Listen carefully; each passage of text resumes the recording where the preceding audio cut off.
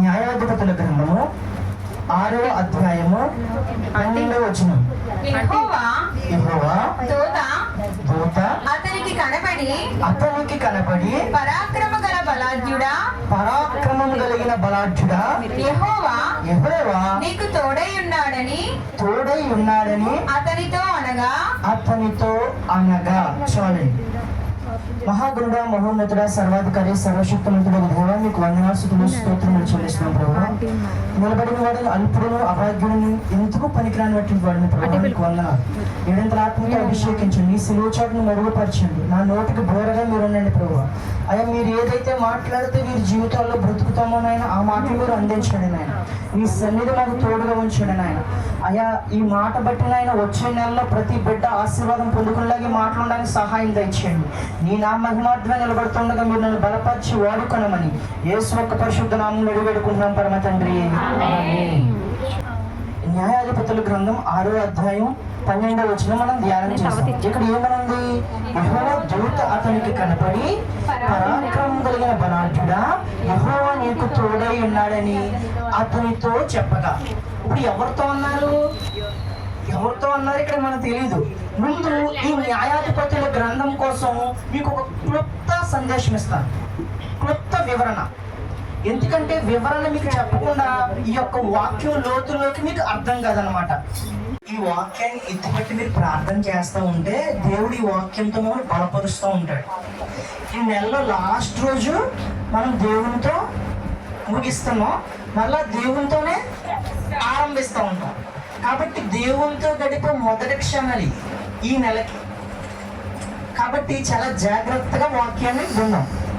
న్యాయాధిపతుల గ్రంథం 6వ అధ్యాయం 12వ వచనం మనం ధ్యానం చేసాం. న్యాయాధిపతుల గ్రంథానికి కొంచెం ఉద్బోధత మీకు ఇస్తాను. ఇశ్రాయేలీయులను దేవుడు ఏర్పరచుకున్నాడు. ఈ ఇశ్రాయేలీయులను దేవుడు ఏర్పరచుకుంటే ఐగుప్తులో నుంచి కనానికి నడిపించడానికి మోషేను వాడుకున్నాడు దేవుడు. ఎప్పుడైతే దేవుడు మోషేను వాడుకున్నాడో, ఈ మోషే ఇశ్రాయేలీయుల్ని అరణ్యం నుంచి నడిపిస్తూ ఉండగా ఎన్నో ఇబ్బందులు వచ్చినాయి, ఎన్నో శ్రమలు వచ్చినాయి. ప్రతి ఒక్క సమస్య నుంచి దేవుడే వారికి తోడై ఉండి వారిని విడిపించాడు. భోజనం లేదన్నారు, వారికి దేవుడు ఏమిచ్చాడు? మన్నా ఇచ్చాడు.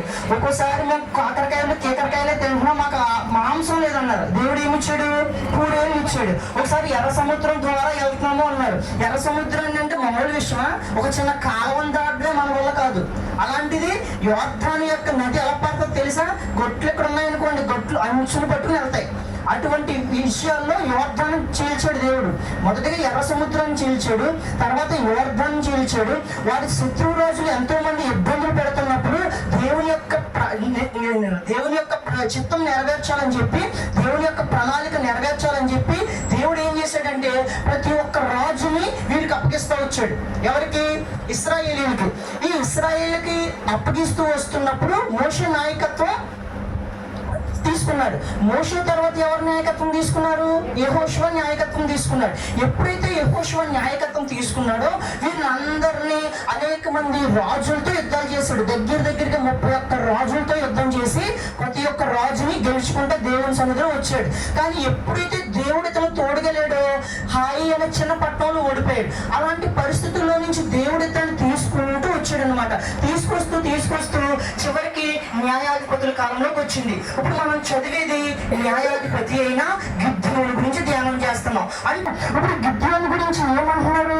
యెహోవా దూత అతనికి కనపడంట, పరాక్రమం కలిగిన బలాఢ్యుడు అంటుందంట. ఎందుకు? అసలు న్యాయాధిపతులు చేసిన పని ఏంటో తెలుసా? ఈ న్యాయాధిపతులు దేవుని దగ్గరకు వచ్చేవారు. ఒక సమస్య ఉందంటే దేవుడు ఒక న్యాయాధిపతిని నిలబెట్టేవాడు. ఈ న్యాయాధిపతి ఏం చేసేవాడు? దేవునికి ప్రార్థన చేసి ఆ శత్రువుల మీద నుంచి జయాన్ని పొందుకునేవాడు. అప్పుడు మళ్ళీ ఇశ్రాయేలు ఏం చేసేవారు? మళ్ళా పాపంలోకి వెళ్ళిపోయారు. ఏం చేసేవారు? మళ్ళా పాపంలోకి వెళ్ళిపోయేవారు. ఎప్పుడైతే దేవుడు ఇదే పని వీళ్ళకి 14 మంది న్యాయాధిపతులు చేస్తా ఉండగా ఇది చేసే పని ఇదే. దేవుడి దగ్గర మొరపెట్టడం, దేవుడు ఆ మొరలో నుంచి విడిపించడం, మళ్ళా వీళ్ళు లోకంలోకి వెళ్ళిపోవడం, లేకపోతే విగ్రహారాధన చేయడం. ఇటువంటి పరిస్థితుల్లో ఈ న్యాయాధిపతిని దేవుడు ఎన్నుకున్నాడు. ఇప్పుడు ఇశ్రాయేలుకి కూడా దేవుడు ఒక ఆపద వచ్చింది. అక్కడ ఇశ్రాయేలీయులు యెహోవా దృష్టికి దోషులైపోయారంట. ఎలా ఉన్నారు? న్యాయాధిపతుల గ్రంథం 6వ అధ్యాయం 1వ వచనం చదవండి, మీకు అర్థమవుతుంది. యెహోవా దృష్టికి ద్రోషులైనందున యెహోవా 7 ఏండ్లు వారిని మిద్యానీయులకు అప్పగించెను. ఇప్పుడు ఇప్పుడంట ఇశ్రాయేలీయులు ఎలా ఉండాలి చెప్పండి? ఇశ్రాయేలీయులు ఎలా ఉండాలి? దేవునికి ఒక బాగా ఇబ్బందులు లేని వారుగా ఉండాలి, ఇష్టపడే వ్యక్తులుగా ఉండాలి. దేవుడు వీరు ఎన్నో ఇబ్బందుల్లో నుంచి ఇరుకుల్లో నుంచి తీసుకొచ్చాడు కదా. ఇప్పుడు మీరు కూడా మీ యొక్క ఇబ్బందుల్లో నుంచి ఇరుకుల్లో నుంచి వచ్చినప్పుడు మీరు ఎలా ఉండాలి? పాపాలు చేసి మరలా మొర పెడితే నేను ఉన్నానరా బాబు అంటాడు ఆయన. అటువంటి పరిస్థితుల్లోనే ఈ ఇశ్రాయేలీయులకు మిద్యానీయుల దగ్గర నుంచి విడుదల కలిగించడానికి ఒక వ్యక్తిని, ఒక రాజుని ఎన్నుకోవడానికి ఒక న్యాయాధిపతిని ఇప్పుడు ఎన్నుకున్నాడు. అతని పేరు చెప్పండి మీరు, గిద్యోను. చెప్పండి, గిద్యోన్ని దేవుడు ఎన్నుకున్నాడు. ఈ గిద్యోను బాగా బలమైన వాడు అనుకుంటున్నారా? ఈ గిద్యోను ఎటువంటి వాడు అనుకుంటున్నారు తెలుసా? చాలా పిరికి తత్వం ఉన్నటువంటి వ్యక్తి. ఇప్పుడు అతడు నేను ఇంటికి మాటలను చెప్తాను చూడండి. అదే న్యాయాధిపతుల గ్రంథం 6వ అధ్యాయంలో 11వ వచనం చదవండి. అది ఇశ్రాయేలుడైన యోవాషుకు కలిగిన వృక్షము క్రింద ఒక వృక్షం కింద కూర్చుని ఉన్నాడు. యావాషు కుమారుడైన గిద్యోను మిద్యానీయులకు ఎవరికంట? మిద్యానీయులకు. అంటే మిద్యానీయులకు నేను కనపడకూడదని చెప్పి ఎక్కడున్నాడంట చూడండి. గానుగ చాటున గోధుమలను దొల్లగొట్టుచున్నాడంట. అంటే ఇప్పుడు ఆ మిద్యానీయులు వస్తే నన్ను మరలా శ్రమల పాలు చేసేస్తారు, నా పంట అంతా పోతుంది, నాకు తిండి కూడా తింటాకి లేదన్న పరిస్థితుల్లో ఉన్నప్పుడు ఆ బండ చోట ఉన్నాడంట. ఒక బండ చోట నుండి అక్కడ కొన్ని అట్లని సేకరించుకుంటా ఉన్నాడు. ఇప్పుడు అటువంటి ఆ వ్యక్తి దగ్గరికి, ఆ గిద్యోను దగ్గరికి ఎవరు వచ్చారు? దేవుడు వచ్చాడంట. ఇప్పుడు ఈ వ్యక్తి ఎటువంటి వాడు అసలు చెప్పండి మీరు? పిరికివాడు కదా. ఈ పిరికివాడిని దేవుడు ఎలా చేసి పిలుస్తున్నాడు? పరాక్రమం కలిగిన బలాఢ్యుడు అంటున్నాడు. ఇతడు ఏం చేస్తున్నాడు? ఓ పక్కన ఇలా మూలకు వచ్చి అయ్యో నిజంగా వచ్చేస్తారేమో అంటే 7 సంవత్సరాలు జరిగే పరిస్థితి ఇదే. తిండి తింటానికి ఉండేది కాదు వారికి, కష్టమైతే పడేవాడు, చెమట వచ్చేవాడు. ఆ పశువులు పాలు ఇచ్చేయండి అనుకో వాటిని చంపేసి పట్టుకెళ్ళిపోయేవాడు.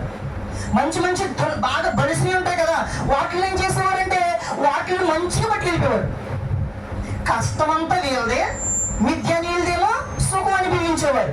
ఎప్పుడైతే ఇలా సుఖం అనిపిస్తా ఉన్నారో దేవుడు వీరి యొక్క శ్రమను చూసి గిద్యోను, ఈ గిద్యోను పరాక్రమం బలాఢ్యుడా అని దేవుడు పిలుస్తున్నాడు. కానీ ఇతడు ఎటువంటి వాడు చెప్పాలి? పిరికివాడు. ఒక గానుగ చాటున కూర్చున్నాడంట. ఎక్కడ కూర్చున్నాడు? ఇప్పుడు ధైర్యం ఉన్నవాడు రెండో అని చెప్పి ఎదరికి వెళ్తాడు, కొంచెం భయం ఉన్నవాడు ఒక మాదిరిగా అక్కడక్కడ తిరుగుతూ ఉంటాడు. ఇతను ఒక గాలి చాటును దాక్కున్నాడు. ఎవరికి?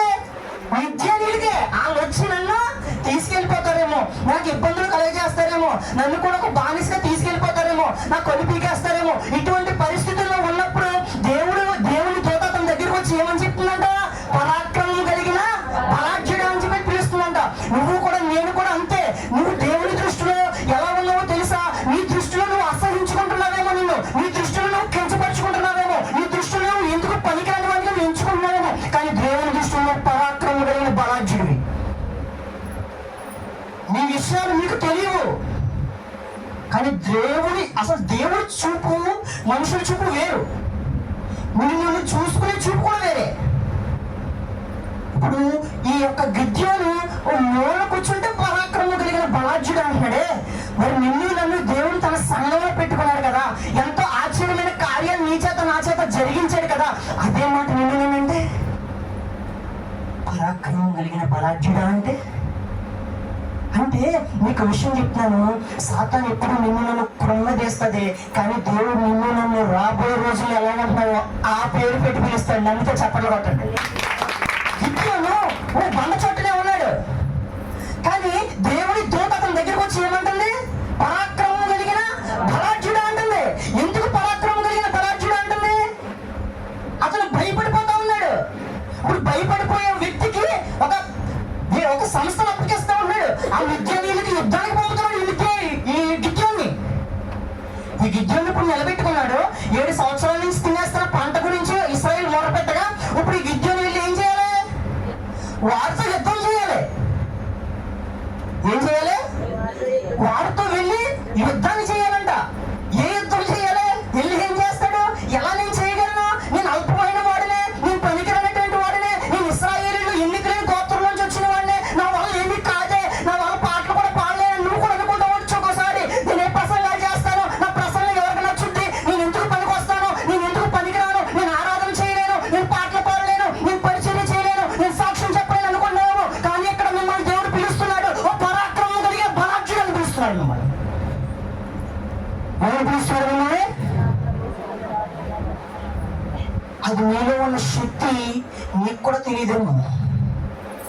కానీ నేను ఏమని పిలుస్తున్నాడు తెలుసా? పరాక్రమం కలిగిన బలాఢ్యుడ. అయితే ఇప్పుడు దేవుని దృష్టికి మనం ఎలా ఉండాలంటే విలువ కలిగిన వారిగా ఉండాలి. ఎలా ఉండాలి?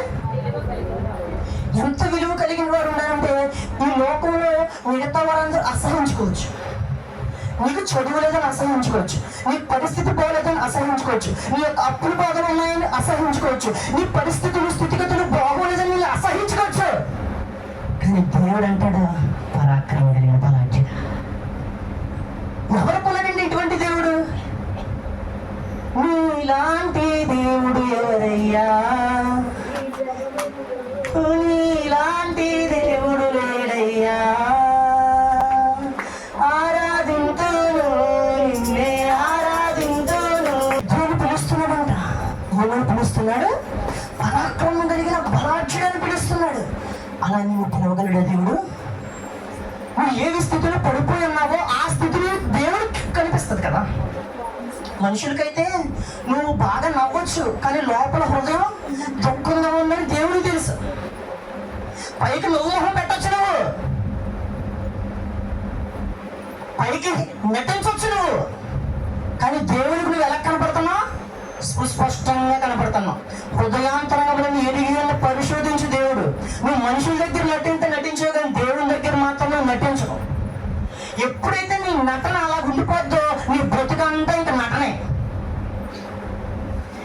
అందుకే దేవుడి దృష్టిలో నువ్వు ఎలా ఉండాలంట? విలువ కలిగిన వాడిగా ఉండాలంట. ఇప్పుడు రాబోయే రోజుల్లో దేవుని దగ్గరికి వెళ్తావు కదా, నేను విలువ కలిగిన వాడిగా, విలువ కలిగిన దానిగా చూడాలి అంటే నీలో కొన్ని క్వాలిటీస్ ఉండాలి. ఇప్పుడు నేను ఫ్రూట్ షాప్ దగ్గరికి వెళ్తానండి, పోయి తీసుకుంటానా బాగున్నాయి తీసుకుంటానా? పోయా బాగున్నాయి కదా నేను తీసుకునేది, చెడిపోయి తెచ్చుకుని నేను ఇంటికి పాడేసుకుంటానా? మరి దేవునికి కూడా పరలోక రాజ్యం వెళ్ళాలి కదా, మనం అందరం స్తుతించాలి కదా, అక్కడ మనకు ఇంకొక పని లేదు కదా అక్కడ. కానీ అటువంటి దేవునికి మనలో నుంచి ఏం కావాలంటే కొన్ని క్వాలిటీస్ కావాలి. ఆయన దృష్టికి మనం విలువ కలిగిన వారిగా ఉండాలి. మనుషులను చూడకు. ఈ రోజు మంచోడు అంటారు గణేష్ అనే వ్యక్తిని, రేపు పొద్దున మంచోడు కాదని అంటారు. మనుషులు వారి యొక్క పై రూపాన్ని బట్టి మాట వస్తుంది. ఇప్పుడు సౌలుని దేవుడు చూశాడు, కానీ దావీదును కోరుకున్నాడు కదా. దావీదును కోరుకున్నప్పుడు అతని యొక్క యెషయా యొక్క మొదటి కుమారుని దేవుడితో పిలుచుకున్నాడా? అతను రంగు హైట్ మిలిటరీలో పనిచేసేవాడు. దావీదుని పిలుచుకోకముందు మొదటి అన్నాకుడు యెషయా యొక్క మొదటి కుమారుడు. ఇప్పుడు సమూయేలు అంటున్నాడు, ఏమన్నాడు? నేను ఇతన్ని అభిషేకించేస్తానన్నాడు. అప్పుడు దేవుడు ఏమంటున్నాడు? నువ్వు అతని పై రూపాన్ని చూస్తున్నావు కానీ హృదయం బాగలేదన్నాడు. అలా మిగతా 6 దాకా 7 దాకా వచ్చారు, అందరూ అన్ఫిట్. కానీ ఎంతకు పనికిరాని వాడు ఉన్నాడే, హృదయంలో తేటగా ఉన్నవాడు ఉన్నాడే, దావీదును కోరుకున్నాడు దేవుడు. నిజమే, ఈ రోజు నిన్ను కూడా కోరుకోవాలంటే, నిన్ను కూడా ఆయన వాడుకోవాలంటే, ఆయన నిన్ను ద్వారా ఆయన నామాన్ని మహిమపరుచుకోవాలంటే నువ్వు ఆయన దృష్టికి విలువ కలిగిన వాడిగా, విలువ కలిగిన దానిగా ఉంటే నేను వాడుకుంటాడు. అయితే ఏ విషయాల్లో ఈ రోజు మనం విలువ కలిగిన వారిగా ఉండాలి? ఈ రోజు మనం ఆధ్యాత్మిక జీవితంలో ఎదుగుతున్న మనం ఇంకా ఎదుగుతూనే ఉండాలి, పడిపోతూ ఉండకూడదు. దేవుడు ఈ లోకంలో ఉన్న వారికి నువ్వు బలహీనుడిగా కనిపించవచ్చు, బలహీనుడిగా కనిపించవచ్చు. దేవుని దృష్టికి అసలు నువ్వు విలువ లేదుగా అనుకుంటావేమో నువ్వు. కానీ దేవుని దృష్టికి నువ్వు ఎప్పుడైతే విలువ కలిగిన వాడిగా ఉంటావో నేను షైన్ చేస్తాడు. ఏం చేస్తాడు? చెక్కుతాడు అనమాట. ఒక రాయిని తీసుకుంటారు, ఎన్నో ఉలి దెబ్బలు దానికి తగిలితేనే అది ఒక మంచి శిల్పం అవుతుంది. అలాగే నిన్ను ఒక మంచి చిత్రంగా, లేకపోతే ఒక మంచి వుడ్తో చేసింది అయితే ఫర్నిచర్గా, లేకపోతే ఒక శిల్పంగా చేయాలి అంటే కొన్ని దెబ్బలు తగులుతాయి. ఇప్పుడు మామిడికాయలు చేసాము, 3 చెట్లు ఉన్నాయి, ఒక చెట్టుకి మామిడికాయలు కాస్తున్నాయి, మిగతా 2 చెట్లు కాస్తలేదు. దెబ్బలు ఎట్లు తగులుతాయి? కాసే చెట్లుగా కదులుతాయి.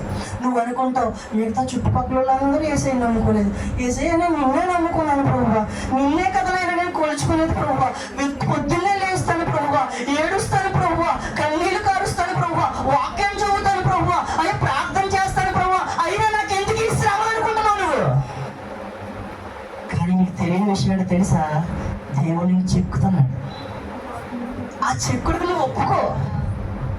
కొన్ని శిల్పాలు ఉంటాయి, కొన్ని రాళ్ళు ఉంటాయి, అవి ఒప్పుకో. మళ్ళీ ఏం చేస్తాడు ఆ తయారు చేసే వ్యక్తి? దాన్ని తీసి పక్కనాడేసి ఇంకో రాయిని తెచ్చుకుంటాడు. దేవుడు పనికి మన విలువ కలిగిన వారిగా ఉంటేనే దేవుడు మనల్ని వాడుకుంటాడు. అయితే ఈ రోజు మీలో కావాల్సిన క్వాలిటీస్ ఏంటో ఒక కొన్ని సమయానుకూలంగా చెప్తాను. మొదటిది ప్రార్థన. ఏంటిది? ప్రార్థన విషయంలో దేవుని దృష్టికి నువ్వు ఎలా కనిపించాలో తెలుసా? మిగుల విలువ కలిగిన దానిగా నువ్వు కనిపించాలి. ఎలా కనిపించాలి? బాగా విలువైన వాడిగా, బాగా విలువైన దానిగా నువ్వు కనిపించాలి. ఆ విషయంలో నువ్వు దృష్టి పెట్టాలి. దానిలో నువ్వు మొదటి రాజుల గ్రంథం అధ్యాయం 37వ వచనం చదువుతారండి. ప్రార్థన గురించి. యెహోవా దృష్టికి ఎవరు విలువైన వారు అంటే ప్రార్థన చేయవారు అనమాట. యెహోవా నా ప్రార్థన ఆలకించుము, నా ప్రార్థన ఆలకించుము. యెహోవైనా నీవే దేవుడివై ఉన్నావనియు నీవు వారి హృదయములను నీ తట్టుకు తిరగచేయుదువనియు నీ జనులకు తెలియచేయునట్లు నా ప్రార్థన అంగీకరించుము. చాలు. నా ప్రార్థన. ఇక్కడ మాట్లాడేది ఎవరు? ఏలియా. ఎవరు? ఏలియా. ఏలియా అడుగుతున్నాడు. ఇప్పుడు ఇక్కడ ఏమని అడుగుతున్నాడు అంటే, ఇక్కడ మీకు ముందు జరిగిన విషయం చెప్తేనే కానీ మీకు విషయం అర్థమవుతుంది. దేవుడు ఇశ్రాయేలు కోరుకున్న తర్వాత వీరు చేసే పని ఏంటో తెలుసా? విగ్రహారాధన. ఏం చేసేవారు ఇలా? ఎప్పుడైతే వీళ్ళు విగ్రహారాధన చేస్తా ఉన్నారో దేవునికి మరింత దూరంగా వీరు ఉండేవారు. ఎప్పుడైతే వీరు మరింత దూరంగా ఉంటున్నారో దేవుడికి మరింత కోపం తెచ్చేసేవారు ఇలా. అప్పుడు దేవుడు ఒక ప్రవక్తను ఎన్నుకున్నాడు. అతని పేరు ఏలియా. ఎవరు? ఈ ఏలియాని ఎన్నుకున్నాడు. ఈ ఏలియాని ఎన్నుకుంటే ఆ కాలంలో ఆహాబు అనే ఇశ్రాయేల్ రాజు ఉన్నాడు. అతడు 22 సంవత్సరాలు షోమ్రోన్లో పరిపాలన చేసేవాడు. ఇతడు బహుగా విగ్రహారాధన చేసేవాడు అనమాట. అప్పుడు దేవుడు ఏం చేశాడంటే ఏలియాని పిలుచుకుని, ఏలియా వీళ్ళందరూ సరిగ్గా ఉండట్లేదు, అసలు సరిగ్గా ఏమి చేయట్లేదు, నాకు నచ్చలేదు, కాబట్టి 1 సంవత్సరం నేను కరువు వచ్చేలా చేస్తాను, వర్షం కానీ మంచు కానీ ఏమి పడకుండా చేస్తానని చెప్పి ఆహాబుకి వెళ్ళి చెప్పు అన్నాడు. దేవుడు చెప్పిన మాట ఏలియా చేశాడు. అలాగే చేసిన తర్వాత దేవుడు ఏలియా కూడా మరి పోషించాలి కదా, కాకులతో పోషించాడు. అవన్నీ మీకు తెలుసు కాబట్టి చాలా సింపుల్ గా అంటున్నాను నేను. కాకులతో పోషించేవాడు. కాకులు ఎవరి దగ్గర నుంచి అన్న చేతిలో పీక్కు పట్టుకుపోతాయి కానీ పట్టుకొస్తాయి ఎవరికన్నా? కానీ ఉదయం పట్టుకొచ్చి అంట, సాయంత్రం పట్టుకొచ్చి అంట. ఆ కేరేతు వాగు దగ్గర నీళ్లు ఉన్నంత కాలం ఏలియా ఎక్కడున్నాడు?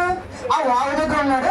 అందులో నీళ్లు తాగేవాడు, కాకులు తెచ్చి ఆహారాన్ని తీసుకుంటా ఉండేవాడు. ఇలా కొంతకాలం అయిన తర్వాత నీళ్లు ఎప్పుడు వస్తాయా? పైనుంచి వర్షం లేకపోతే మనకే నీళ్లు ఉండవు. ఇక్కడ జరిగింది ఏంటంటే కేరీతు వాగు ఎండిపోయింది. ఏమైంది? కేరీతు వాగు ఎండిపోయింది. ఇప్పుడు ఇతను తాగడానికి నీరు లేదు. తిండి ఎంతసేపు తింటావు? మంచినీళ్ళు లేకపోతే గుంజు కట్టి అక్కడ చచ్చిపోతాం. అలాంటి పరిస్థితుల్లో ఏలియా అని అన్నాడు, నువ్వు సారైపోతాను, ఊరికి వెళ్ళు, అక్కడ ఒక విధవరాలు ఉంటుందంటే ఆ విధవరాలు ఏం చేస్తుందంట? పొలాలు నేర్కుంటుందంట. ఇంకా లాస్ట్ అప్పం చేసుకుని లాస్ట్ గా తన కుమారుడు నేను తినేసి చచ్చిపోదాం అనుకుంటే ఈ ఏలియా గారు అన్నారంట, మంచిని అమ్మా అన్నారంట. ఏమన్నారా? సరే కదా అని చెప్పి మంచినీళ్ళు ఇచ్చిందంట. అదే చేత్తో వస్తా అప్పం చేసి పెట్టుకురా అన్నాడు. మనమైతే ఏం చేస్తాం? లేదండి నిన్న అయిపోయాను, ఆవిడ ఇంకా మంచిది, ఆ రోజుతో అయిపోతుంది అంటున్నారు. కానీ మనకు వచ్చే కరువు పరిస్థితి అటువంటిది.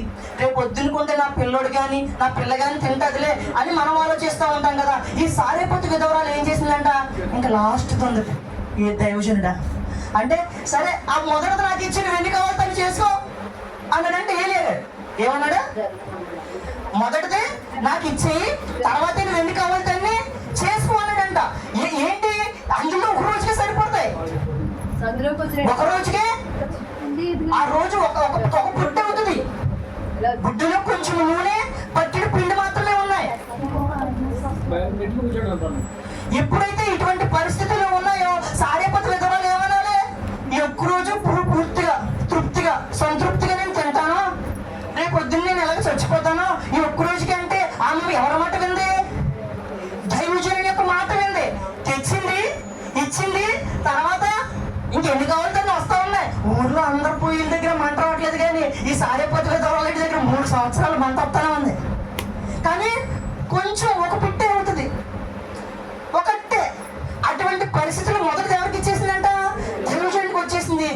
విషయం చెప్పిన, ఆ కుమారుడు ఉన్నాడు కదా, ఆ కుమారుడు ఒక రోజు చనిపోయే స్థితికి వెళ్ళిపోయాడు. ఏమయ్యాడు? చనిపోయే స్థితికి వెళ్ళిపోతే, ఆ చనిపోయే స్థితిలో నుంచి ఇప్పుడు ఏలీ ఏం చేశాడో తెలుసా? ప్రార్థన చేశాడంట.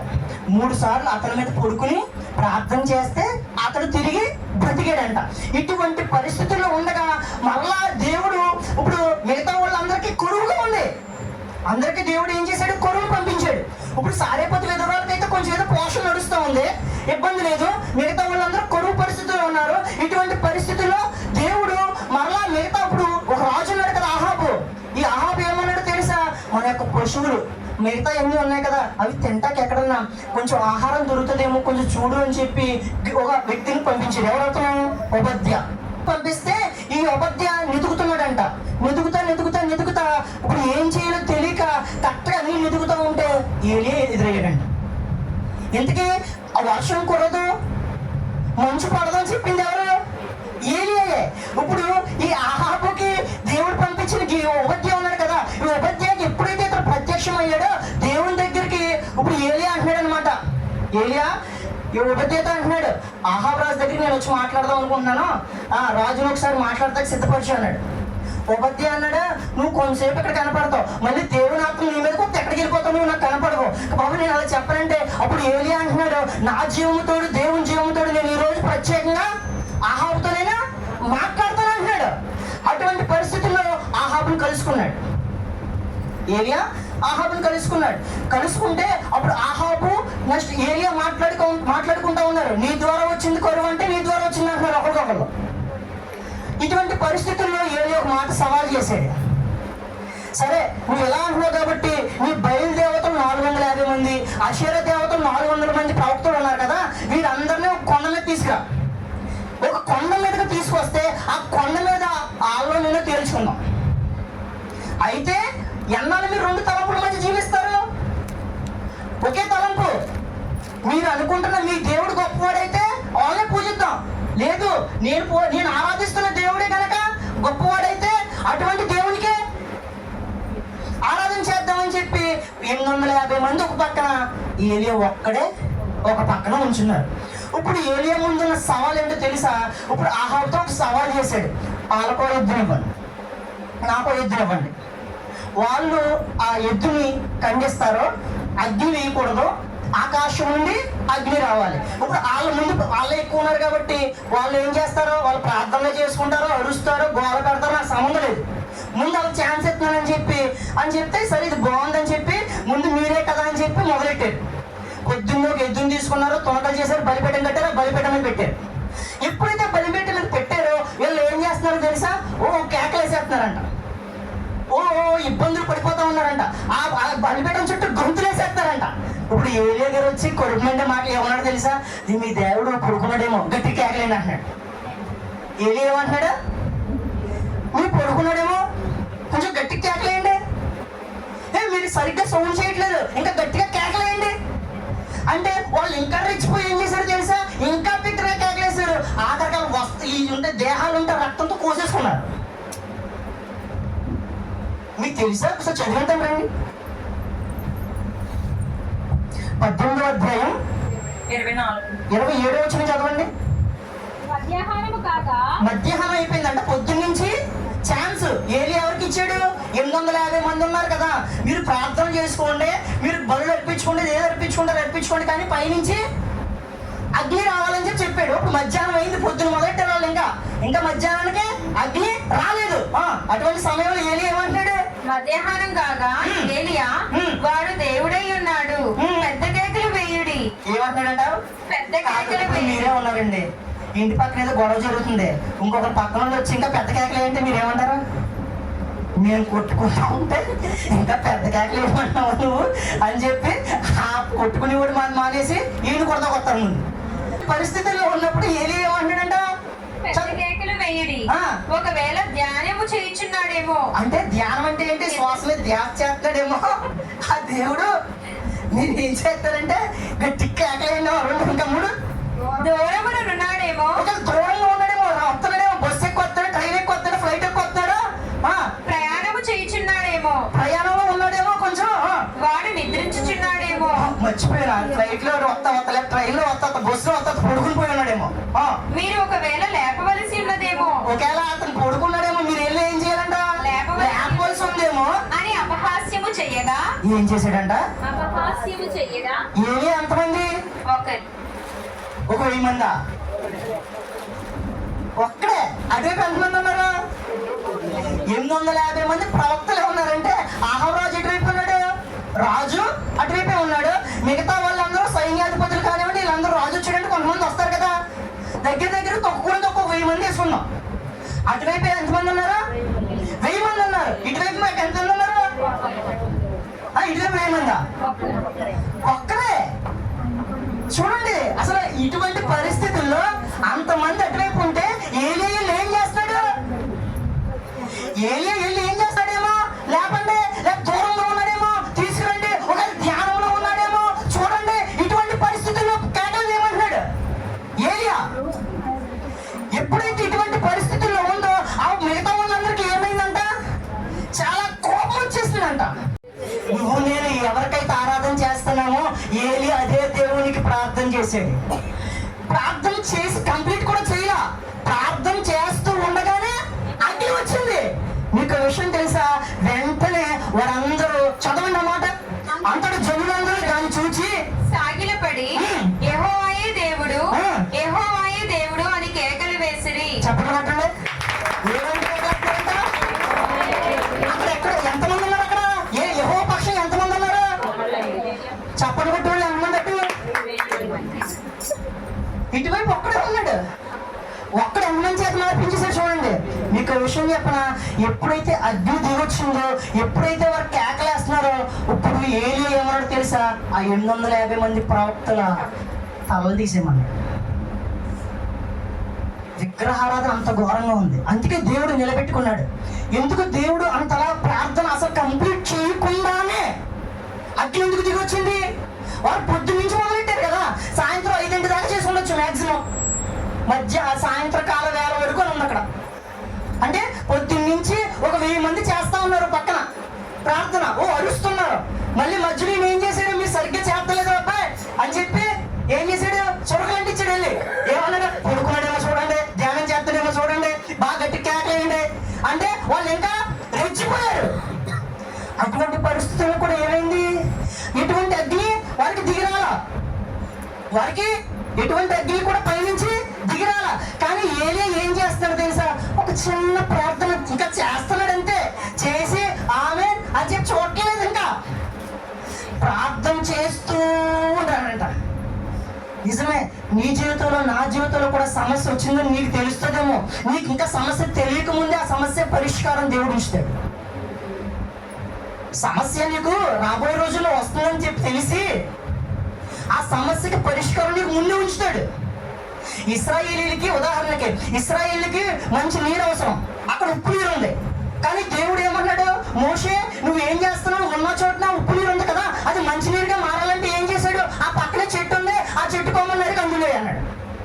అంటే అక్కడ సమస్య వస్తుందని తెలుసు, అక్కడ మొక్కనే నాటించాడు. ఎప్పుడు నీ యొక్క సమస్య ఎంత పెద్దదైనా సరే దానికి పరిష్కారం చూపే దేవుడు నీ దేవుడు. నువ్వు ఆరాధించే దేవుడు మిగతా దేవుళ్ళ కాదు. ప్రభువు అంటే పలికే దేవుడు. ఆరాధిస్తూ ఉండే నీతో ఉండే దేవుడు. ఏలియా ప్రార్థిస్తూ ఉండగానేనంట ప్రార్థన అయిపోయి కాదు సమాధానం. అగ్ని అంటే ఎలా కొలమా? ఆకాశంలో దిగి రావాలి. పోనీ అంతమంది చేస్తున్నారు రాంది, ఏలియా ఒక్కడే చేస్తా ఉన్నాడు. ఏలియా ఎటువంటి స్వభావం కలిగిన వాడు తెలుసా? రోషం కలిగిన స్వభావం అయింది. ఈ రోజు ప్రార్థనలో రోషం కలిగిన ప్రార్థన ఉండాలి. ఏముండాలి? ఏదో తుత్తు మంత్రం, తుమ్మకాయ మంత్రం ప్రార్థన చేసినా ఉంటే చేయకపోయినా ఉంటే అది నీ యొక్క మనస్సును తృప్తిపరచడానికి, నీ యొక్క మనసును మాత్రం తృప్తిపరచడానికి నువ్వు ప్రార్థన చేస్తున్నావు. ఏలియా అటువంటి ప్రార్థనా పరుడు కాదు. అటువంటి రోజుల్లో ఏలియాని దేవుడు వాడుకున్నాడంటే దేవుని చిత్తం నెరవేరుస్తాడని చెప్పి దేవునికి తెలుసు. అందుకే ఏలియా మన వంటి స్వభావం కలిగివాడే. ఒక సాదృశ్యంగా మనకు ఉంచాడు. సరే, ముందు ఎక్కడైతే సమస్య ఉందో అక్కడ పరిష్కారం దేవుడు ముందు అక్కడే ఉంచాడు. ఎంతో మందికి ఒక ఏలియా జీవితంలోనే గొప్ప కార్యాలు చేశాడా? లేదు. యాకోబు రెబ్బోకు రేవు దగ్గర రాత్రంతా పెనుగులాడాడు.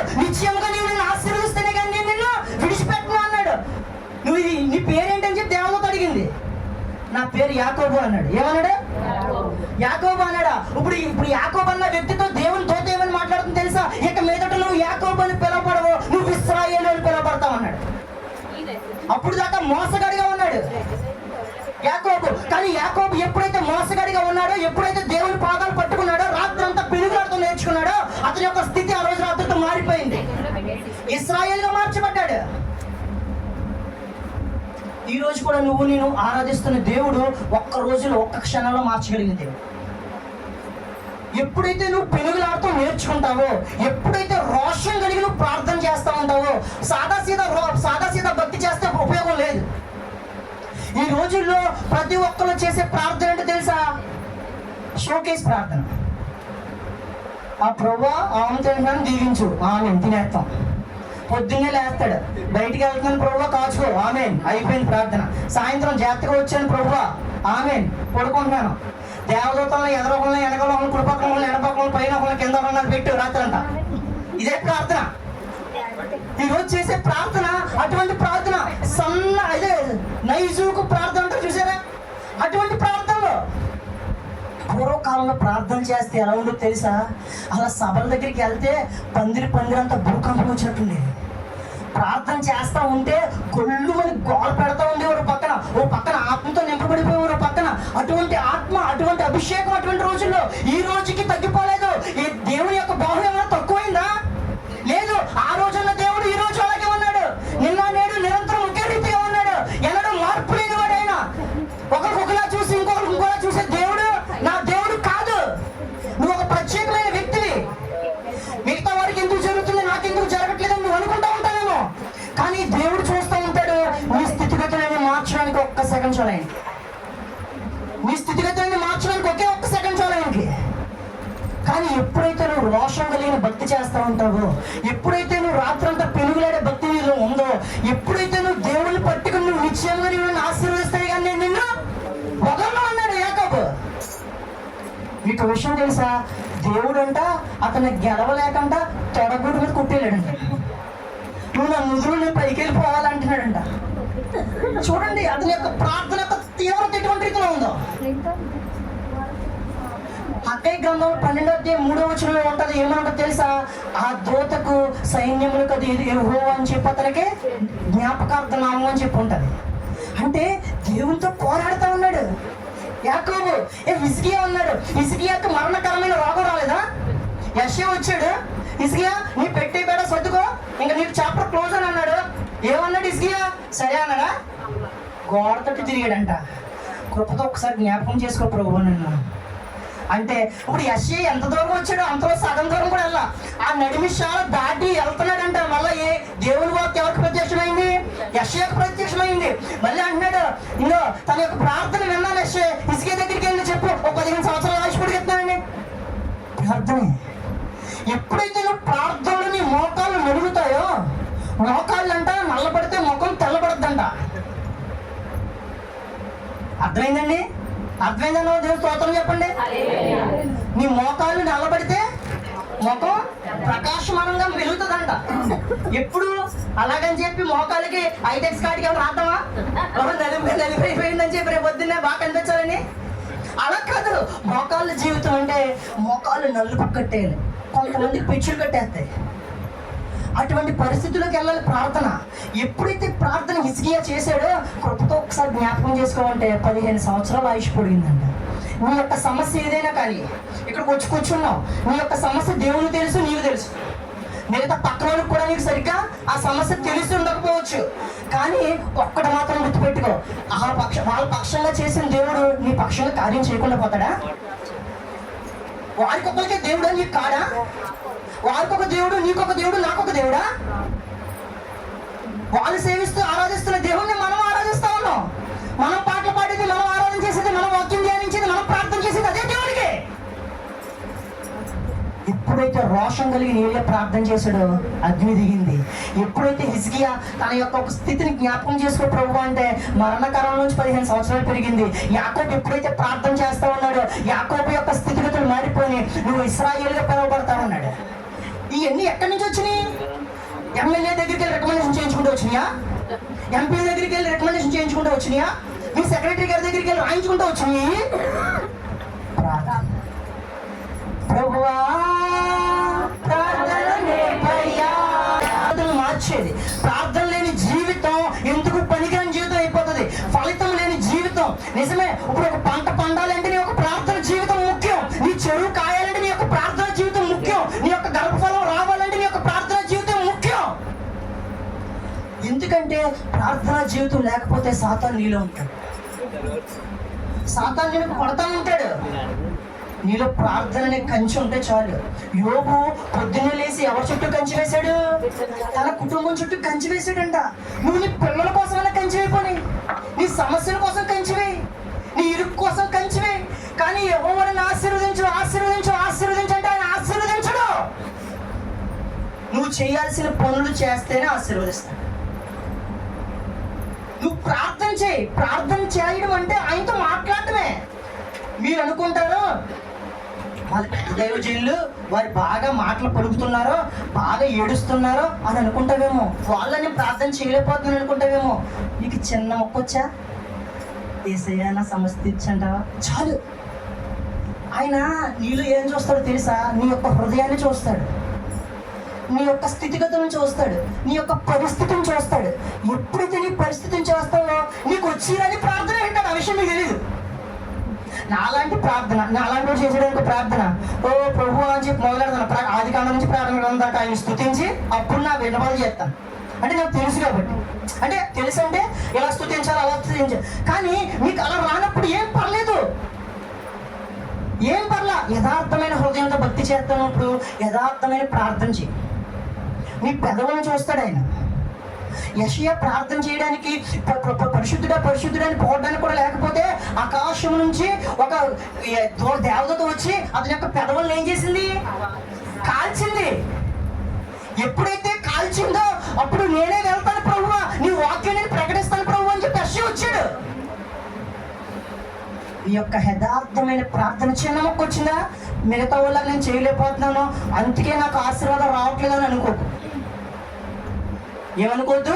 మిగతా వాళ్ళలాగా నువ్వు ప్రార్థన చేయొద్దు. నీ యొక్క భక్తి జీవితం నీదే, నీ యొక్క విధానం నీదే, నీ యొక్క చదువు నీదే, నీ యొక్క ఇబ్బందులు నీయే. నీకున్న ఇబ్బంది నీ పక్కింటోడికి ఉండదు, నీ పక్కింటోడుకున్న జబ్బు నీకు ఉండదు. నీ ప్రార్థన నీదే.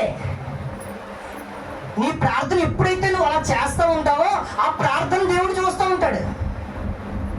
ఎప్పుడైతే నువ్వు ప్రార్థన చేయడానికి నువ్వు పూనుకుంటావో అనేక ఆటంకాలు వస్తాయి. గుర్తుపెట్టుకోండి. ప్రార్థన చేయడానికి నువ్వు మొదలెడతావు, ప్రార్థన చేయడానికి నువ్వు కూర్చుంటావు, కానీ శోధనలు వస్తాయి. ఆ శోధనలు నువ్వు ఏం చేయాలి తెలుసా? జయించాలి. ఎప్పుడైతే నువ్వు శోధన జయిస్తావో సాతాను నీ దగ్గర నుంచి పారిపోతాడు. ఎప్పుడైతే సాతాను పారిపోతా ఉంటాడో నువ్వు ప్రార్థన చేయగలుగుతావు. అప్పుడు నీ యొక్క ప్రార్థన దేవునికి చేరుతుంది. యేసుక్రీస్తు ప్రభు వారు కూడా ఇంకా కొద్ది గంటల్లో అప్పగించుకునే ముందు శిష్యులతో ఏమన్నాడు? మెలకువగలిగి ప్రార్థన చేయండి రా బాబు అన్నాడు. వాళ్ళు ఏమన్నారు? ప్రభు నా వల్ల అవును ప్రభు అన్నారు. ఇంకా కొంతకాలమే మీతో ఉంటాను రా బాబు, మీరు మెలకువగలిగి ప్రార్థన చేయండి అన్నాడు. పేతుర్ని చెరసాల్లో వేసినప్పుడు సంఘం ఏం చేసింది? అత్యాశక్తితో ప్రార్థన చేసింది. పేతుర్ని, పౌలుని, శీలని వీరందరినీ చెరసాల్లో వేసేసారు. ఒకసారి పౌలు, శీల మధ్యరాత్రి లేసి ఆరాధన చేశారు, ప్రార్థన చేశారంట. పేతుర్ని యాకోబుని చంపేసిన తర్వాత పేతుర్ని ఆ యొక్క చెరసాల్లో ఉంచితే చెరసాల పునాదులు అదిరిపోయి అంట. ఎవరి ప్రార్థనకే? సంఘం ప్రార్థనకే. చెరసాల తలుపులు బద్దలైపోయినాయి, పునాదులు అదిరిపోయినాయి. అది ప్రార్థనా జీవితం. ఏలియా ఎటువంటి ప్రభావం కలిగిన వాడు తెలుసా? రోషం కలిగిన వాడు. అందుకే యెహోవా దృష్టికి అతడు విలువైన వాడు. ఐతుకు అనే వ్యక్తి ఉన్నాడు. 2వ స్టేర్ నుంచి కిందకి వాక్యం వెంట కిందకి అడ్డాడు, చచ్చిపోయాడు. కానీ పౌలు అతను ఏం చేశాడు? ప్రార్థన చేసి బ్రతికించాడు. ఇంకా అనేక మంది స్వస్థతలు ఉన్నాయి ఇందులో. ప్రార్థన ద్వారా గొప్ప గొప్ప కార్యాలు జరిగినాయి. మీరు అనుకుంటారు వాళ్ళందరి జీవితంలో కలిగిన వారు పెద్ద భక్తులు అనుకుంటావేమో. అవన్నీ సాదృశ్యంగా నీ కొరకు రాయించాడు దేవుడు.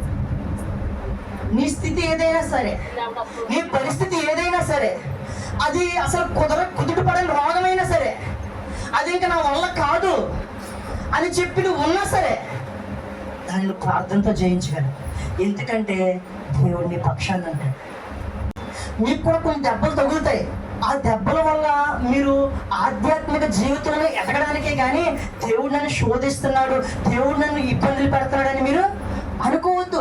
మీ యొక్క ప్రార్థన చేరాలంటే రోషం కలిగిన ప్రార్థన చేయాలి. రోషం కలిగిన ప్రార్థన నువ్వు ఎప్పుడైతే చేస్తావో దేవుడు నీ జీవితంలో అద్భుతాలు చేయడానికి ఆయన సంసిద్ధంగా ఉన్నాడు. ఎలా ఉన్నాడు? ఆయన యొక్క స్థితిగతులు, నీ యొక్క స్థితిగతులు ఆయనకి ముందుగానే తెలుసు. ఇతరులన్నిటిని మార్చుతాడు. ఎప్పుడైతే మారుస్తాడో నీ యొక్క బతుకు మారిపోదు. అప్పుడు దాకా ఏడుస్తూ ఉన్న దాని జీవితంలో నవ్వు వస్తుంది.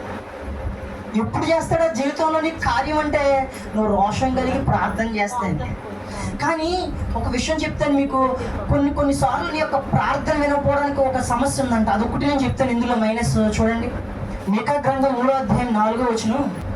దేవుడు కూడానంట ఒక్కొక్కసారి నీ యొక్క మొరను వినడంట. చదువుతున్నారు చూడండి సిస్టర్. వారు దుర్మార్గత, చూడండి, దుర్మార్గత అనుసరించి నడుచుకొని ఉన్నారు కనుక వారు యెహోవాకు మొరపెట్టినను ఆయన వారి మనవి అంగీకరింపక. ఏంటి అంగీకరిస్తాడా? మళ్ళీ చదవండి. వారు దుర్మార్గతను అనుసరించి నడుచుకుంటా ఉన్నారు కనుక వారు యెహోవాకు మొరపెట్టినను. అంటే యెహోవాకు మొరపెట్టడం అంటే నువ్వు ఎంత భక్తి చేయి, ఎంత మోకాళ్ళు నుండు, ఎంత కన్నీరు కావచ్చు, ఎంతసేపు చేతులైతే ప్రార్థన చేయి, నీ ప్రార్థన అంట ఆయన వారి మనవి అంగీకరించడంట. నీ యొక్క ప్రార్థనకి జవాబు రావట్లేదంటే నీలో ఏదన్నా చిన్నది ఇబ్బంది ఉందేమో సరి చేసుకో. అనేది ఉందనుకోండి, ఎప్పుడైతే మీరు దుర్మార్గత ఉంటుందో ఆ దుర్మార్గత అంట నీ యొక్క మొరను దేవుని సన్నిధికి చేరనివ్వదంట. మీరు అనుకుంటా ఉంటారు, నేను రాత్రి పగలు ప్రార్థన చేస్తున్నాను, ఉపవాసాలు ఉన్నాను, ఇబ్బందులు పడతా ఉన్నాను, అయినా సరే నా మొర దేవుడు వెంటలేదని మీరు అంటూ ఉంటారు. మీకా గ్రంథంలో చెప్తా ఉన్నాడు, మీ యొక్క దుర్మార్గత అంట అడ్డుగోడగా ఉందంట. మరే విండంట. అసలు జవాబు రావడం కాదు, జవాబు పైనుంచి రావడం కాదంట. అసలు ఏం జరుగుతుందంట, అసలు మరే వినండి. అసలు తర్వాత ఇంకొంచెం ఎదరికెళ్ళండి. ఆ కాలమందు వారికి కనబడకుండా తన్ను మరుగు చేసుకొనును. అసలు నీ ప్రార్థన విండంట, నీకు అసలు కనపడ్డండి. నీలో దుర్మార్గత ఉంటే, ఇంత చెప్పాను కదా, ఇంత చెప్పి మీరు మైనస్ లేదనుకో, అదే దాంతో మళ్ళీ మీరు ప్రార్థన చేశారనుకో, నీకు ప్రతిఫలం ఉండదు, నీ ప్రసంగానికి ఒక అర్థం ఉండదు. ఇంత ప్రార్థన నువ్వు చేస్తాను, ఇందులో అందరూ ప్రార్థన చేసేవారే, ఎవరు చేయరనన్ను. వారి యొక్క స్థితిగతుల కోసం, వారి యొక్క స్థామత కోసం వారు ప్రార్థన చేస్తారు, నేను కాదనన్ను.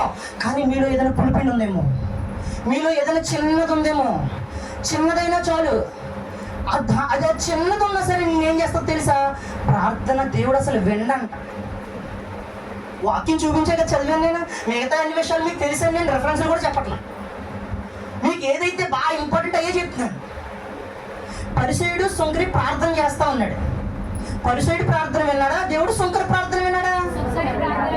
సుంకరి ప్రార్థన విన్నాడు. సుంకరి ఏం చేశాడు తెలుసా, తగ్గించుకున్నాడంట. కొంతమంది ప్రార్థన చేస్తారు, ప్రభువా నాకు అక్కడ అన్ని స్టేర్లు ఉన్నాయి, ప్రభువా నాకు ఇక్కడ ఇన్ని ఎకరాలు ఉంది. ఇచ్చి ప్రార్థన దేవునికి ఇష్టం ఉండదు. అవన్నీ ఇచ్చింది ఎవడు? నీ యొక్క శక్తి చేత, నీ యొక్క బలం చేత నువ్వేమైనా సంపాదించుకున్నావయ్యి కాదంట. వేషధారణ భక్తి అది. సుంకరి యొక్క ప్రార్థన వినపడింది, పరిసయ్యుని యొక్క ప్రార్థన వినపడలేదంట. ఒకవేళ నిన్ను నువ్వు హెచ్చించుకుంటా ప్రార్థన చేసుకుంటే ఒకసారి చెక్ చేసి, నీ యొక్క ప్రార్థన చేరట్లేదంటే, ఇన్ని సంవత్సరాల నుంచి నీ యొక్క గడ్డు సమస్య ఏదైతే ఉందో అది నీలో నుంచి ఎందుకు వెళ్ళట్లేదు అని నువ్వు అనుకుంటే నీలో పులిపునుందేమో, ఒక దుర్మార్గత ఏదైనా ఉందేమో, అది అడ్డుపడుతుందేమో చూసుకో. నువ్వు రోషంగానే ప్రార్థన చేస్తున్నావు, ఉపవాసం ఉంటున్నావు, కన్నీరు కారుస్తున్నావు, గుండెలు బద్దలైపోయి ఏడుస్తున్నావు నువ్వు, అయినా సరే నీకు జవాబు రావట్లేదంటే ఒక తప్పు ఉంది. ఇంతమందిని మీకు చూపించాను కదా, ఏలియా సగం ప్రార్థనలోనే అగ్ని దిగి వచ్చేసింది కదా, యాకోబు ఒక రాత్రిలో ప్రార్థన చేస్తే వచ్చేసింది కదా, దానియేలు ప్రార్థన చేస్తుంటే మొదటి క్షణానికే జవాబు పైన సిద్ధమైపోయింది కదా. కానీ ఇన్ని సంవత్సరాల నుంచి నువ్వు ప్రార్థన చేస్తుంటే ఏదో అవుతుంది నిన్ను, అది తెలుసుకో. ఈరోజు దుర్మార్గత నీలో ఉన్నా, నువ్వు అనుకున్న కార్యం జరగకపోవడానికి ఏది అడ్డుపడుతుంది ఈరోజు? ఆ అడ్డుపడుతున్నది ఏదైనా సరే నువ్వు వదిలించుకోగలిగితే దేవుని ప్రార్థన వింటాడు. రెండోది, సొంతర్లా నువ్వు ప్రార్థన చెయ్యి, తగ్గించుకో. పరిచయుడు ఏమైనా ప్రార్థన చేశాడు తెలుసా? వారానికి 2 సార్లు ఉపవాసం ఉంటాను ప్రభువా, నీకు అన్నింటిలో దశమ భాగం ఇస్తాను ప్రభువా, నన్ను దీవించి ఆశీర్వదించి ప్రభువా అన్నాడు. కానీ శంకర్ అంటున్నాడు, తండ్రి అని పిలవడానికి కూడా నాకు యోగ్యత లేదయ్యా, నాకు అర్హత లేదు నాయన, పాపి నేను, నన్ను కరుణించి ప్రభువా అని చెప్పి ప్రార్థన చేసేదాన్ని. ఎవరు ప్రార్థన విన్నాడు దేవుడు? బాగా డబ్బున్నవాడు ప్రార్థన వింటాడా? డబ్బున్నవాడు ప్రార్థన వింటాడా? శంకరే ప్రార్థన వింటాడు. ఎప్పుడైతే శంకర ప్రార్థన విన్నాడో అది అంత ఎందుకు గ్రహించాడు? ఇంకా అనేక మంది ఉన్నారు, అనేక మంది ఉన్నా సరే వారిని దేవుడు ఇందులో రాయించలా. ఒకవేళ నీలో హెచ్చింపు ఉందేమో, ప్రార్థన చేసుకుంటున్నప్పుడు నేను నువ్వు హెచ్చించుకుంటున్నావేమో. రోషన్ వెళ్ళి ప్రార్థన చేస్తున్నావు కరెక్టే, కానీ నీలో కుడుపు ఉండేదేమో ముందు చూసుకో. రెండోది, నీలో హెచ్చింపుతనం ఉందేమో చూసుకో. ఎందుకంటే హెచ్చించుకుంటే నువ్వు తగ్గించబడతావు. నువ్వు హెచ్చించుకుంటే ఏమవుతావు? నువ్వు తగ్గించుకుంటే ఏమవుతావు? అంతే. ఇంటూ దానికి ఇంతే ఆపోజిట్ రియాక్షన్. నువ్వు హెచ్చించుకోవాలని అనుకుంటే తగ్గించబడతావు. లేదు, నన్ను నేను తగ్గించుకుంటాను ప్రభువా అని నువ్వు ఎప్పుడైతే సిద్ధపడతావో అప్పుడు దేవుడు నిన్ను హెచ్చిస్తాడు. ఎక్కడ నిలబెడతాడో కూడా చెప్పడు. శిఖరాల అంచుని నిలబెట్టేస్తాడు పట్టుకెళ్ళి. శిఖరాల అంచుని అందరూ నిన్ను అక్కడి నుంచి వస్తారు. నమ్మితే చెప్పలు కొట్టు. అసలు మత్తయి సువార్త 5వ అధ్యాయం 44వ వచనం. నేను మీతో చెప్పినదేమనగా, మీరు పరలోకమందున్న మీ తండ్రికి కుమారులై ఉండునట్లు మీ శత్రువులను ప్రేమించుడి. ఏం చేయాలంట? ఒకసారి ఆపండి చాలు. ఎవరిని ప్రేమించాలంట? శత్రువు కనపడితే బోర పట్టి కొరికేద్దామని చెప్పి చూస్తాం. ఎక్కడ దొరికిందని చెప్పి కూడా కాదు, వాళ్ళు చేసే పనులు అటువంటి. కానీ మనం ఏం చేయాలంట? వాళ్ళ కోసం ప్రార్థన చేయాలంట. మనకి దేవుడు ఇచ్చింది అదే. ఆమె కర్లిచ్చి కొట్టేమంటే ఈ వాడి క్రైస్తవం ఎప్పుడూ వెళ్ళిపోతున్నాం. మీకు విషయం చెప్పనా? క్రైస్తవ్యం మొదలు పెట్టిందే అనేక మంది చావు బతుకుల మధ్య నుంచి మొదలుపోయింది. దాన్ని చంపేద్దామని చెప్పి అనేక మంది లేచారు, వాళ్ళు చచ్చిపోయారు. కానీ క్రైస్తవ్యం నానాటికి ఒక ఆ స్థాయిలోకి వెళ్తానే ఉంది. చూడండి, హింస ఎంత చేసినా చేయనివ్వండి, మీ యొక్క శత్రువుల కోసం ప్రార్థన చేయండి. ఎప్పుడైతే మీ యొక్క శత్రువుల కోసం ప్రార్థన చేస్తామో ఒక వాక్యం ఉంటుంది, మీ చేతులతోనంటే నొప్పులు పట్టుకెళ్ళి తల మీద పోసినట్టు. ఎప్పుడైతే హింసించుచున్న వారి కోసం, నీ శత్రువుల కోసం నువ్వు ప్రార్థన చేస్తావో దేవుని ప్రార్థన యొక్క మనసు చూస్తాడు. ఇదేంటి, వాళ్ళు ఏమో తప్పు చేశారు కానీ తినేంటి వాళ్ళ కోసమే ప్రార్థన చేస్తుంది. దేవుడు నిన్ను పిలుచుకున్నది, నిన్ను ఏర్పరచుకున్నది అందుకే. ఎందుకంటే క్రైస్తవ సమాజంలో నిన్ను ఒక సాక్షిగా ఎదురు తీసుకెళ్ళడానికి. నీతోనే అంతమైపోకూడదు ఈ క్రైస్తవ్యం. నీ దాకా వచ్చింది కదా ఈ క్రైస్తవ్యం, నిన్ను దాటి ఇతరులకు వెళ్ళాలి. అలాగే మీరే అనుకుంటారు, నాతో చాలులే, నేను చెప్పలేనులే, నా వల్ల కాదులే నువ్వు అనుకుంటావేమో. నీ శత్రువుడికి నువ్వు సువార్త ప్రకటించలేమో. కానీ ఎప్పుడైతే నువ్వు అలా అనుకుంటావో నీ యొక్క తర్వాత తరం ఏమవుతుంది? నీ దాకా వచ్చిన సువార్త నీతో ఆపేస్తావా? ఇంకా అనేక తరాలు రావాలి కదా. ఈ రోజుల్లో సంఘాల్లో చూడండి, యవనస్తులు లేరు, యవనస్తులు లేరు, వృద్ధులు ఉన్నారు. ఆ వృద్ధులు ఎంతకాలం ఉంటారు? ఆ వృద్ధులు ఉన్నంత కాలం వారి కుటుంబంలో ఉన్న వారిని మార్చుకోలేకపోతున్నారు. నీ యొక్క ప్రార్థన ఎలా ఉండాలో తెలుసా? నీ కుటుంబాన్ని మార్చేసుకునేదిగా ఉండాలి. నీ ప్రార్థన ఎటువంటిగా ఉండాలో తెలుసా? నీ శత్రువులు సహితం మార్చేసేదిగా ఉండాలి. నీ శత్రువులని ఎదట మిత్రులు అయిపోవాలి. ఒక దేవుడు దావీదు కీర్తనలో అంటాడు, శత్రువుల ఎదుట నీకు భోజనమా. వాక్యాలు కూడా తెలుసు మీకు, మళ్ళీ తెలియదు అనుకుంటప్పలేదు. కానీ ఆశీర్వదించబడాలి అంటే నీకు ప్రార్థన అనేది ఒక ఆయుధం. ఏంటది? ప్రార్థన ఒక ఆయుధం. ఎప్పుడైతే ప్రార్థన నువ్వు ఆయుధంగా చేసుకుంటావో ఎన్ని రాని నీ చుట్టూ ఒక కంచె ఉంటుంది. నీ చుట్టూ ఏముంటుంది? కంచె ఉంటుంది. ఎప్పుడైతే ఆ కంచె దగ్గరకు వస్తూ ఉంటుందో నువ్వు ప్రార్థన చేసింది నీ కంచె అదే పోరాడుతుంది. నువ్వు చేయగలదు దీన్ని పోరాటం. ఆయన నీ పక్షం పోరాటం చేస్తూ ఉంటాడు. ఎప్పుడైతే ఆయన నీ పక్షంగా పోరాటం చేస్తూ ఉంటాడో నువ్వు సైలెంట్గా శుభ్రంగా పడుకోవచ్చు. అలాగని చెప్పి ఈ రోజు నుంచి పడుకున్నారు కానీ ప్రార్థన చేయకుండా అలా కాదు, మీ యొక్క ప్రార్థన ఎలా ఉండాలో తెలుసా? రోషం కలిగిందా ఉండాలి. ఇప్పుడు ఫస్ట్ పాయింట్లోంచి కొన్ని క్వశ్చన్లు అడుగుతాను, అడగండి అన్న స్తోత్రం చెప్పండి. కొంతమంది చేతులు ఏంటి? పరాక్రమం కలిగిన బలాఢ్యుడు అని ఎవరిని అన్నాడు? తెలిసిన ఈజీ క్వశ్చన్లు అడుగుతాను నేను, మళ్ళీ అనుకో ఇబ్బంది కదా మీకు. దేవుడు అంట పరాక్రమం కలిగిన బలాఢ్యుడు నిన్ను నన్ను అనాలంటే నీలో ఏలియా స్వభావం కలిగిన ప్రార్థన ఉండాలి. ఇప్పుడు మొదటి పాయింట్ అయింది. ఇంకెలాంటి 6 పాయింట్లు ఉన్నాయి. ఆశ కలిగి ఉన్నారు కాబట్టి 2వ పాయింట్లోకి వెళ్దాం. సామెతల గ్రంథం 4వ అధ్యాయం 20 వచ్చింది. దేవుని దృష్టికి ఎవరు విలువ కలిగిన వారు? ప్రార్థన చేసేవారు విలువ కలిగిన వారు. వాళ్ళు ఏ ప్రార్థన చేయాలి? రోషం కలిగిన ప్రార్థన చేయాలి. నీలో నుంచి ఏమై తీసుకోవాలి? కుడిపిండి ఏదైతే ఉందో, దుర్మార్గత ఏదైతే ఉందో, నిన్ను హెచ్చించుకునేది ఏదైతే ఉందో, నీ యొక్క శత్రువుల కోసం ప్రార్థన చేయండి ఏదైతే ఉందో అవన్నీ తీసివేయాలంట. ఇప్పుడు 2వదంట చూద్దాం రండి. నా మాటలు ఆలకింపుము, చాలు. నా వాక్యములకు నీ చెవి యొగ్గుము. ఇప్పుడు 2వది వాక్యం. చెప్పండి అంశం పేరేంటి? ఇప్పుడు 2వ పాయింట్ వాక్యం విషయంలో యెహోవా దృష్టికి విలువైన వారిగా ఉండాలంట. వాక్యం బాగా చదవాలంట. ఎందుకు వాక్యం చదవాలి అమ్మా? అరే చిన్నపిల్లడు ఎందుకు వాక్యం చదవాలి చెప్పు, పర్లేదు. ఎందుకంటే దేవుని యొక్క గుణగణాలు నీకు తెలియాలంటే, ఏది తప్పు, ఏది రైట్, ఏది wrong, what is correct, what is wrong నీకు తెలియాలంటే ముందు ఆయన వాక్యాన్ని ధ్యానించాలి. ఆయన వాక్యం నీ పాదములకు దీపం. ఆ దీపంలో నువ్వు ఆ వాక్యాన్ని ఇచ్చి వెళ్తా ఉంటే నీ కాళ్ళు ఎక్కడ పడతాయి? మంచిగా బండ మీద స్థిరపరచబడతాయి. నీ స్థిరపరచబడాలంటే వెలుగులో నడాలి.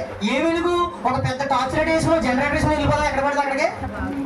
నీ యొక్క వాక్యం తెలియాలి. ఇప్పుడు ఇది కరెక్టా, ఇది రాంగా, ఇది నీ మనసును గద్దిస్తూ ఉంటుంది వాక్యం. ఎప్పుడైతే వాక్యమును నువ్వు జాగ్రత్తగా ధ్యానం చేస్తూ ఉంటావో అప్పుడు దేవునితో నువ్వు ఫ్రెండ్షిప్ బాగా ఎక్కువైపోతుంది. ప్రార్థన అంటే ఆయనతో మాట్లాడడం, వాక్యం ధ్యానం చేయడం అంటే ఆయన మనతో మాట్లాడతాడు. ముందు నుంచి ఆది కాలం నుంచి ప్రకటన గ్రంథం దాకా దేవుడు మీకు ఇచ్చాడే, అందులో విషయాలు మీకు అర్థం చేసుకునే కొన్ని సేవకులు ఇచ్చాడే, కొన్ని గైడ్ లైన్స్ ఇచ్చాడే, కొన్ని విధానాలు ఇచ్చాడే. అనేక మంది విరివిగా వాక్యం వినపడతా ఉంది, అనేక సువార్తలు మీకు వినపడతా ఉన్నాయి. అయినా సరే వాక్యాన్ని మీరు చెయ్యరు. మీకు విలువ కలిగిన వారు ఎలా మారుతారు? వాక్యాన్ని మీరు నేర్చుకోకుండా టీవీ సీరియల్లో లీలమైపోతారు, సినిమాల్లో లీలమైపోతారు. ఇంకొకళ్ళు ఉన్నారంటే ఫోన్లో తలే తీరు.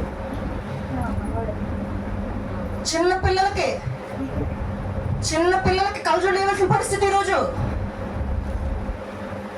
వాడు చిన్నప్పుడే వాడిని జాగ్రత్తగా నడిపించకపోతే పెద్దవాడైన తర్వాత మీ మాట అసలేండు. ఎప్పుడైతే నువ్వు పిల్లలకి గొప్ప భవిష్యత్తు ఇచ్చినవ్వకపోయినా వారికి ప్రార్థన జీవితాన్ని నేర్పి, వాక్యాన్ని ధ్యానించి నేర్పి, దేవుని సన్నిధికి నడిపించే విధానంలో నువ్వు నడుపుతూ ఉంటావో వాక్యం గొప్ప కార్యాలు చేస్తూ ఉంటుంది. ఆది యందు దేవుడు, ఆ వాక్యమే, ఆ దేవుడే కృపాసక్తి సంపూర్ణుడిగా మన మధ్య ఉన్నాడు. అంటే ఈ వాక్యం ఎవరు? మరి ఇప్పుడు ఆయన గురించి నువ్వు తెలుసుకోవాలంటే ఆయన గురించి నువ్వు చదవాలి కదా. ఇప్పుడు మీ పిల్లలు ఉన్నారండి? ఉన్నారు. మామూలుగా ఫస్ట్ క్లాస్ నుంచి ఏ క్లాస్ అండి? ఇప్పుడు 3rd class, 3 years Babu for example. ఒక 5 years బాబు 5th క్లాస్ చదువుతున్నాడు అనుకున్నాం. మీరు LKG నుంచి 5th క్లాస్ వరకు ఒకటే పుస్తకాలు మారుతూ వచ్చారా? చేంజ్ అవుతూ ఉంటాయి. కానీ పుట్టిన కాంచి బైబుల్ మారుతూ వచ్చిందా? అలాగే వచ్చిందా? కానీ LKG నుంచి మొదలెడతావు, PG వరకు చేస్తావు, అన్ని పుస్తకాలు చదువుతావు, అన్ని పాస్ అవుతావు, కానీ వాక్యం చదవవు. నీ బ్రతుకుని నిలబెట్టేది వాక్యం. వాక్యమును యాకోబుకు తెలియజేసినవా. నిద్రపోతూ బండలను బద్దలు కొట్టు సుత్తి వంటిది. ఈ వాక్యం నిన్ను సరైన మార్గంలో నడిపించేది. ఎప్పుడైతే నువ్వు వాక్యానికి విలువిస్తావో నీ బ్రతుకు విలువగా మారుతుంది. ఏంటి మళ్ళీ చెప్పండి? మన బ్రతుకు వెలుగుగా కాదు విలువగా మారుతుంది. విలువైన దానిగా, విలువైన వాడిగా నువ్వు మారాలి అంటే వాక్యాన్ని ధ్యానించాలి. ఏం చేయాలి? ఎప్పుడైతే నువ్వు వాక్యాన్ని ధ్యానిస్తూ ఉంటావో, ఆయన యొక్క గుణగణాలు నువ్వు తెలుసుకుంటూ ఉంటావో, దేవుడు నీకు తోడై ఉంటాడు అనమాట. ఎప్పుడైతే ఆయన నీకు తోడై ఉంటాడో ప్రతి వాక్యం నెరవేరుతూ ఉంటుంది. మత్తయి సువార్త 13:23 చూడు. అక్కడ దేవుడు ఒక ఉపమానం చెప్పాడు వాక్యం గురించి. పంచనేలను విత్తబడిన వాక్యము విని గ్రహించువాడు అట్టి వారు సఫలులై ఒకడు 100 ఒకడు 60 ఒకటి 30 ఫలించెను. ఒకడు 30 60 100 ఫలిస్తాడంట. ఎవరు వాక్యాన్ని బాగా ధ్యానించాలంట. ఇప్పుడు వాక్యాన్ని ఎప్పుడైతే ఇక్కడ బోధకుడు మీకు విసురుతూ ఉన్నాడో కొన్ని నేలను పడతాయి. ఎక్కడ పడతాయి? రోడ్డు దూరం పడతాయి కదా, అవి దుష్టుడు ఎత్తుకుపోతాడు.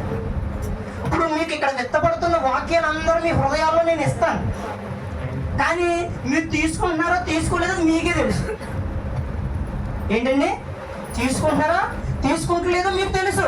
కొన్ని ఎక్కడ పడుతున్నాయంట? త్రోవ పక్కన పడుతున్నాయంట. అవి ఎవరు ఎత్తుకుపోతాడంట? దుష్టుడు ఎత్తుకుపోతాడంట. రెండవది రాతి నేల పడతాయంట. ఎక్కడ అంటే ఉదాహరణకి ఇప్పుడు ఇది గొచ్చు నేల కదా, కొన్ని సిమెంట్ రోడ్డు మీద కొన్ని వేస్తే అస్సలు మనం కొన్ని అదే కొంచెం మట్టిని అయ్యి కలిసి ఉన్నదని అయితే కొంచెం మొలుస్తుంది. ఎంతకాలం మొలుస్తుంది అంటే మీరు వాక్యాన్ని వింటారో దాన్ని ఆచరణలో పెట్టకపోతే ఆ వాక్యం వాడి ముందు అసలు ఎన్నో ఉన్నారు. వాళ్ళనే దుష్టుడు ఆ మాటలు ఎత్తుకుపోతాడు. వాడు శుభ్రంగా ఎక్కడ లేని రిఫరెన్స్ లేని వాడు జాగ్రత్తగా ఎత్తి పెట్టుకుంటాడు. అవునా? యేసు ప్రభువుకి వాక్యం చెప్పాడు, ఈ రాళ్ళన్నిటిని రొట్టెలుగా చేసుకోమన్నాడు. పైకంట తీసుకెళ్ళి నేను దూకే దేవతలు వస్తాయి అన్నాడు. తర్వాత ఈ రాజ్యం అంతా నాదే, నాకు సాగిలు పడిపో అన్నాడు. కానీ దేవుడు యేసుక్రీస్తు ప్రభు వారు జయించింది దేంతో? కర్రచి కొట్టాడు, దొడ్డు కరిచి కొట్టాడేసా, కొన్ని కొరడేచి కొట్టేసాడా? వాక్యంతోనే. నువ్వు నేను కూడా మన ఆత్మీయ జీవితాల్లో మనం ఎదగాలి, సఫలులై ఉండాలి. 30 కాదు, 60 కాదు, 100 ఫలితం ఉండాలంటే రోడ్డు పక్కన పడ్డ విత్తనాల్లో ఉండకూడదు. రెండోది రాతి నేలను పడ్డ విత్తనాలుగా ఉండకూడదు. మూడవది ముళ్ళ కంచెల్లో పడతాయి కొన్ని.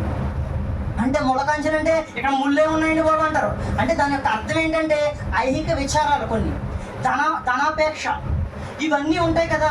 ఇవన్నీ ఉండడం వల్ల ఏమవుతుందంటే వాక్యం వింటారో దాన్ని ఆచరణలో పెట్టాలని చెప్పి చూస్తారో, కానీ ఎన్నట్టు వస్తాయి. నీ యొక్క ధనం అడ్డు వస్తుంది, నీ యొక్క కులం అడ్డు వస్తుంది, నీ యొక్క ప్రాంతం అడ్డు వస్తూ ఉంటుంది, నీ యొక్క స్థితిగతులు ఉన్నాయి అడ్డు వస్తూ ఉంటాయి. పోనీ మీ ఇంట్లో వాళ్ళందరూ బాగానే ఉన్నారు అంటే పక్కింటి జరుగుతాయి. స్తోత్రం చెప్పండి. చదువుతున్నారా? లేదు, చదవట్లేదు. మీకు ఎలా అర్థమవుతాడు ఏసై? ఇంకా మీకు మిగతా వాళ్ళ కంటే వాళ్ళు గ్రంథాలే అర్థం చేసుకున్నామంటే ఉన్నాయా అక్క? ఉన్నాయా? లేవు కదా, లేవు వాళ్ళకి. కానీ మనకి దేవుడు వాక్యాన్ని ఇచ్చాడు. ఈ వాక్యం కోసం అనేక మంది ప్రాణ త్యాగాలు చేశారు, అనేక మందిని చంపేశారు, అనేక మంది మిషనరీలు మన కోసం పాటలు పడి వచ్చారు. తెలుసా మీకు? తెలుసా? మంచి రాతి నేలనే కాదు కానీ మంచి మెత్తని నేలలో పడాలి. ఎక్కడ పడాలి? రాతి నేలలో పడాలా? రాతి నేలలో పడాలా అంటే సొంతం చెప్పండి. బాగానే మంచి మెత్తని నేలలో పడితే ఏమవుతుంది? వాక్యం చెప్తున్నప్పుడు హృదయం అలా తెరవబడాలంట. ఎప్పుడైతే వాక్యం నీకు వినాలని ఉంటుందో నీ యొక్క మనసు తెరుస్తుందంట. 4వ అధ్యాయం 45 లాస్ట్ పేజీలో ఉంటా చూడండి. 45. అప్పుడు వారు లేఖనములు అంటే వాక్యం గ్రహించినట్లుగా ఆయన వారి మనసులు తెరిచి, చాలు మనకు వచ్చేసింది అక్కడ. ఆయన మన వాక్యం వినాలంటే ఆయన మనసును తెరుస్తాడంట.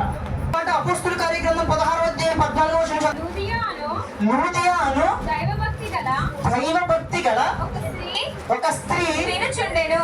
ఏం వింటుంది? ఏమింటుంది? వాక్యం వింటుంది.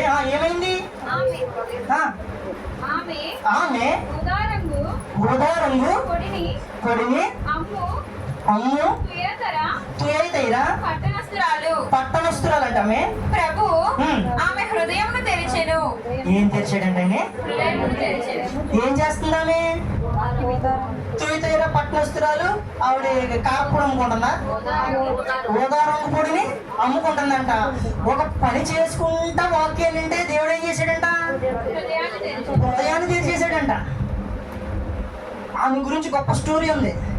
ఆమె అంట ఆ ప్రాంతంలో గొప్ప సంపన్నురాలంట, తెలుసా? తర్వాత అక్కడ మిషనరీస్ కానీ అపోస్తులు కానీ అనేక మందికి ఆమె యొక్క ఇల్లుని వారందరికి ఉపయోగించినారు. అంత గొప్ప ఆవిడ.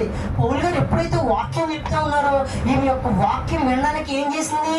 శ్రద్ధ నిలిపింది. దేవుడు ఏం చేశాడు? హృదయాన్ని తెరవజేశాడు. వారి ఇల్లంతా ఏమైంది? రక్షణలోకి వచ్చేసింది. నువ్వు వాక్యాన్ని వింటావు కానీ రక్షణలోకి రావు, అంటే విన్న ట్యాగ్ చేస్తావు అంతే. ఎప్పుడైతే నీ యొక్క హృదయం తెరవబడదో నువ్వు అద్భుతాలు చేయాలని నీ ద్వారా దేవుడు నిర్ణయించుకుంటాడు. నిన్ను ఒక యెహోవా ఎలా చూస్తాడంటే ఒక విలువ కలిగిన వాడిగా, విలువ కలిగిన దానిగా నిన్ను చూస్తాడు. కానీ నువ్వేంటి? అసలు ఆయన అర్థం చేసుకోను. ఆయన ఎప్పుడు అర్థం చేసుకుంటావు? నువ్వు ఆయన యొక్క వాక్యాన్ని నువ్వు బాగా ధ్యానిస్తేనే. ఎప్పుడైతే నువ్వు వాక్యాన్ని బాగా ధ్యానిస్తావో, ఎప్పుడైతే వాక్యాన్ని బాగా నువ్వు అర్థం చేసుకోగలుగుతావో, అప్పుడు దేవుడు ఏం చేస్తాడంటే నేను హృదయం తెరవబడేలా చేస్తాడంట. ఇంకో విషయం చెప్పిన మీకు, లూకాసు సువార్త 24:32 ఉంటుంది చూడండి. ఎమ్మాయి కానీ ఇద్దరు గ్రామంలో నుంచి ఇద్దరు వెళ్తున్నారంట. యేసుక్రీస్తు వారితో వెళ్తా ఉంటే వారంతా వెళ్ళిపోయిన తర్వాత లాస్ట్ లో కనుగొన్నారంట. అప్పుడు వాళ్ళు ఏమంటారు తెలుసా? ఆయన వాక్యం చెప్తున్నప్పుడు నా హృదయం మండలేదా? చదవండి అన్నమాట. అప్పుడు వారు ఆయన త్రోవలో మనతో మాట్లాడచ్చు లేఖనములను మనకు బోధపరుచినప్పుడు మన హృదయం మనలో మండుచుండలేదా అని ఒకరితో చెప్పుకొనిరి.